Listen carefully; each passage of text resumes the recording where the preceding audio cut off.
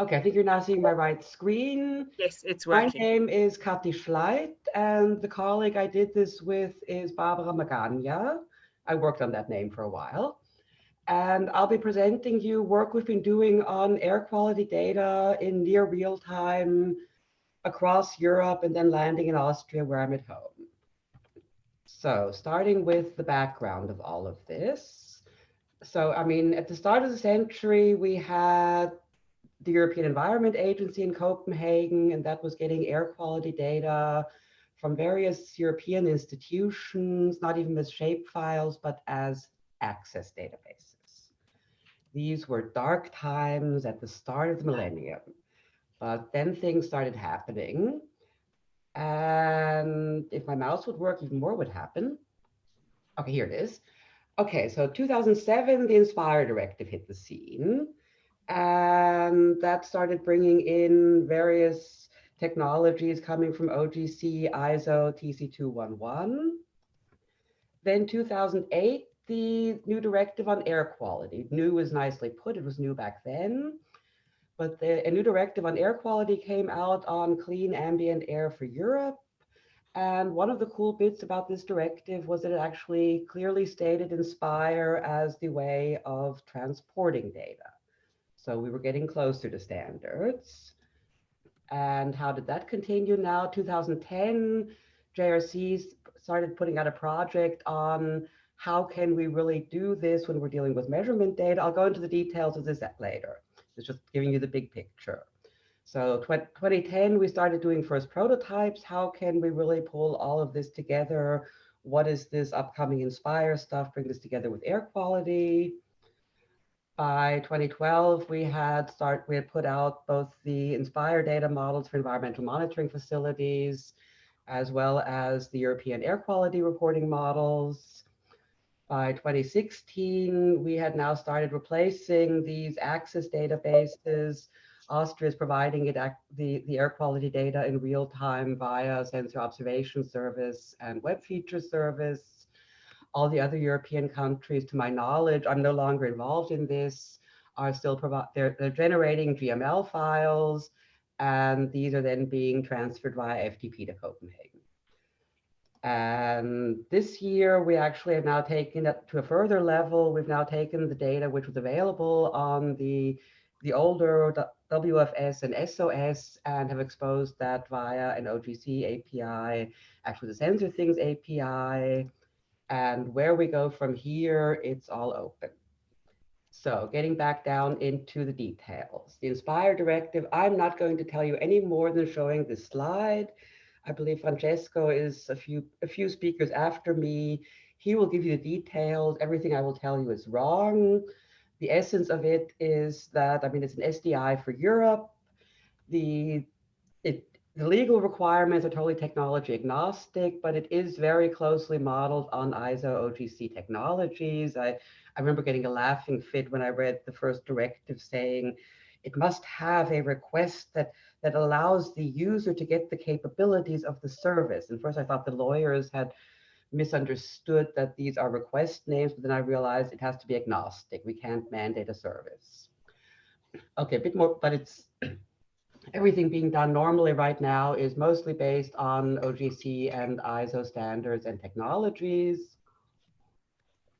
It covers 34 spatial data themes, and UML models with GML stereotypes have been created for all of these themes as the basic way forward.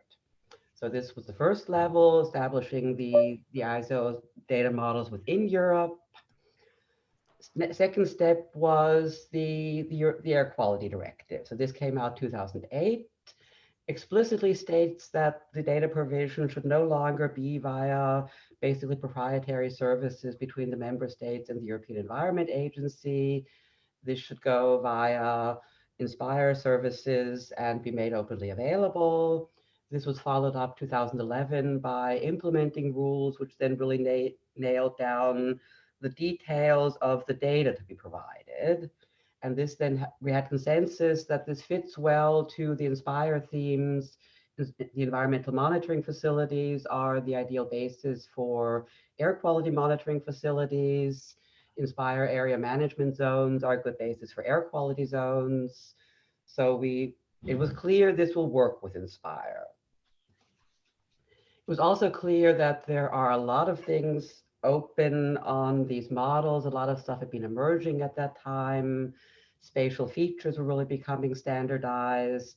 Observations and measurements was slowly landing, and their JRC made a very wise decision. I'm not looking at the chat, so I will answer questions later. I'm just seeing that popping around. JRC made a very wise decision to, in the case of the environmental monitoring and real-time data, this goes beyond the classic SDI.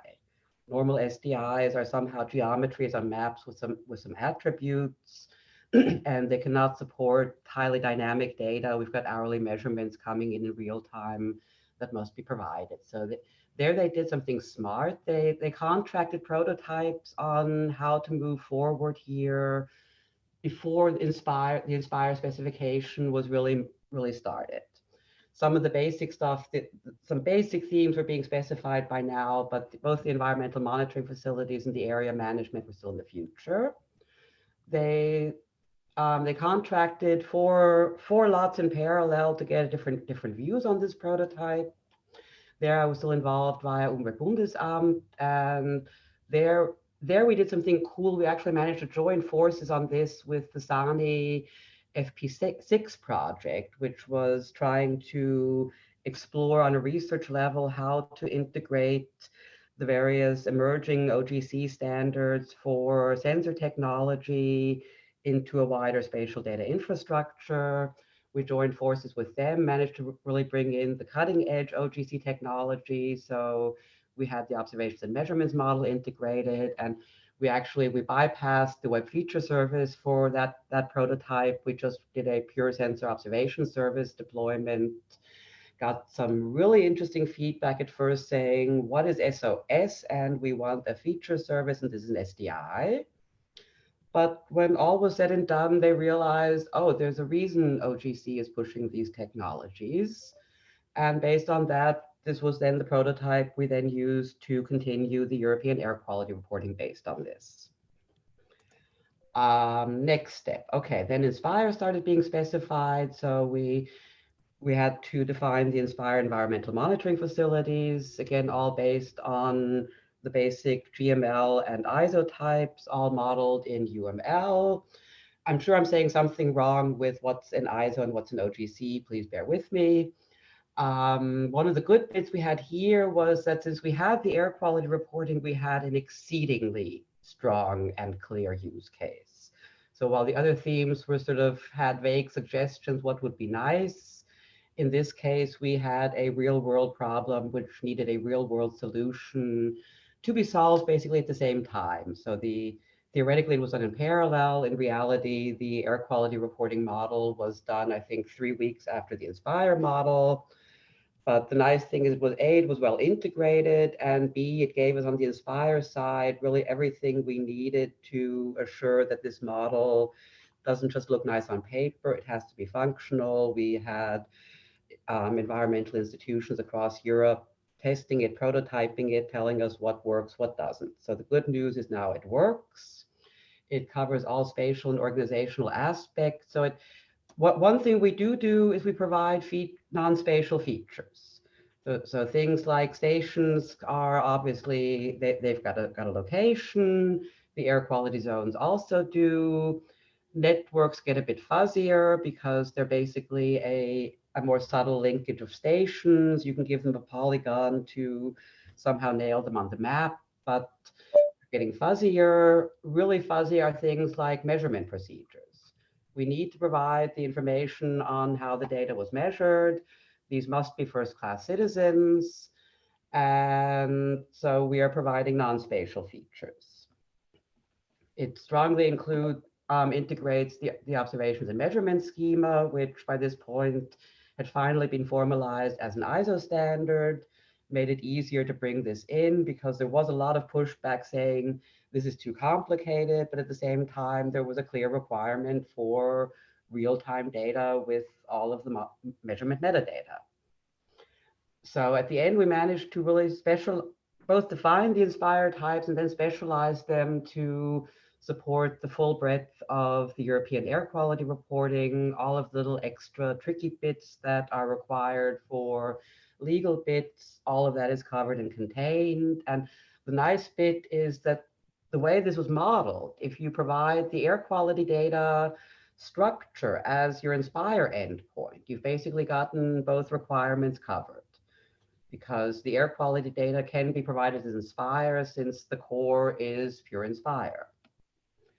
Okay, next step on this. So by 2012, these dates are not quite clear, and it's amazingly hard to find out when things happened in the past.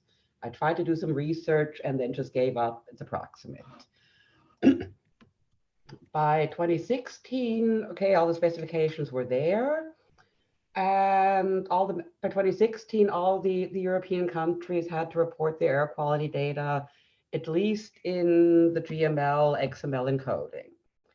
And so most member states utilized, they'd actually managed to extend the little Access database they had been using for reporting at the start of the millennium, extended that to output XML files. So many member states are still working on the static level. Austria is one of the first countries which really implemented this as dynamic live online services. There's a sensor observation service and the web feature service online. And this aggregates all of the data across Austria. It comes in on an hourly basis and goes out and you can use the data. So it's really a cool resource to work with for various applications. And bringing us to today, so this was something which happened during the spring. It was a sort of a combination of lockdown boredom, and we're currently working on the OGC Sensor Things API. We finally, good news today, we got in the good news that it has been accepted as an Inspire download service. So we will be doing great things with that. But we've been prototyping on that. So based on that, in fact, we have that there. And I was also reading all of these articles on the correlation between intensity of COVID and poor air quality.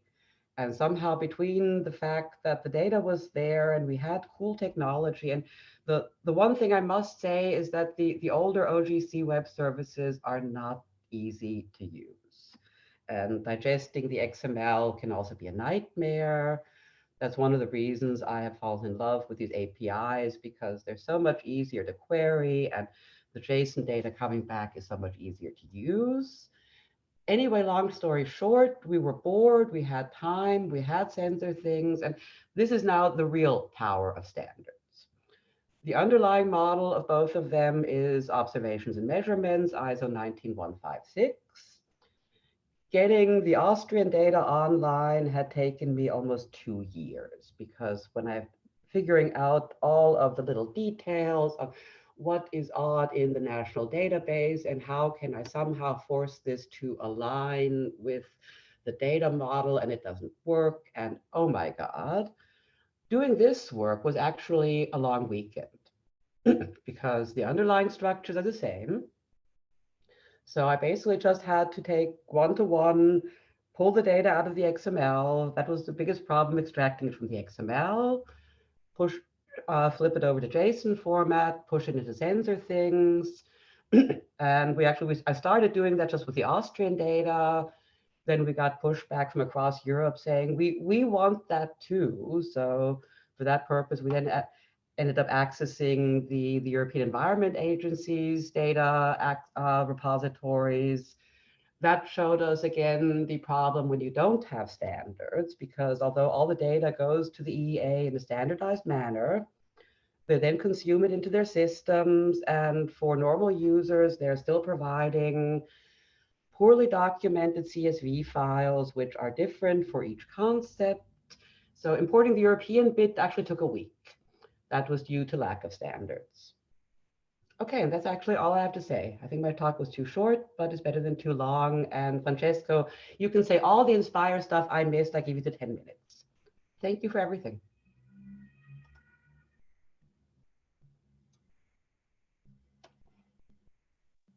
Thank you so much. Is there anybody with any questions at this point in time?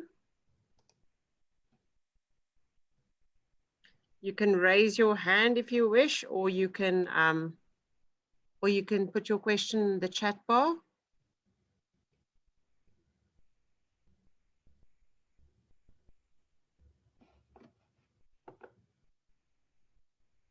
I don't see any questions at the moment. I must say, I don't think the next generation will know the value of or how APIs changed our lives. And when you said CSV file now, I felt a little shiver go down my spine. And I'm so glad that hopefully very soon we will have machine to machine streamlined. Well, that really hurt me that the XML was taken down to CSV. Whoa.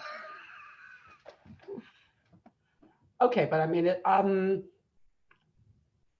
if you should I provide a slide which has links to this stuff? I realized Yes, I don't please, have that would be endpoints. wonderful. Okay, I will send that after the meeting. That I'll do a further back slide which has both the Austrian SOS and WFS endpoints as well as the European sensor things we put up. Otherwise, I will stop my presentation and pass back to the rest of you.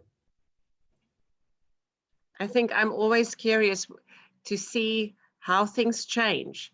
If you look at air quality data, to see how it was if one could compare from the beginning of 2020 to where we are now.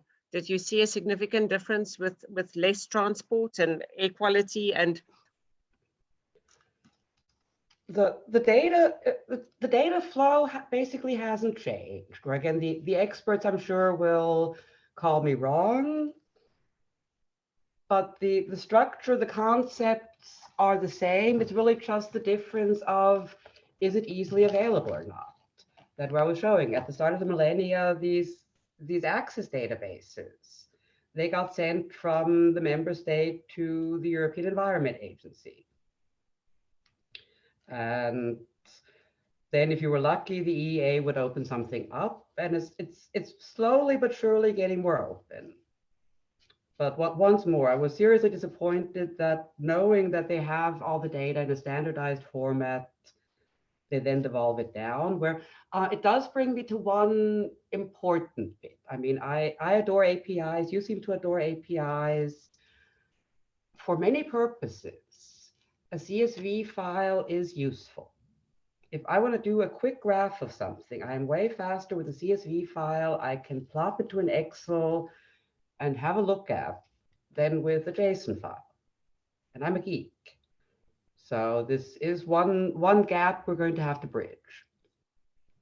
We've been seeing it with our various sensor services for years, that we need simple tools which consume sensor services and then output something as trivial as CSV for non-standardized applications. If you've got a clear data flow, you don't need that, because your various partners, players in the system know your standards. They've been developed for that. They can consume the JSON.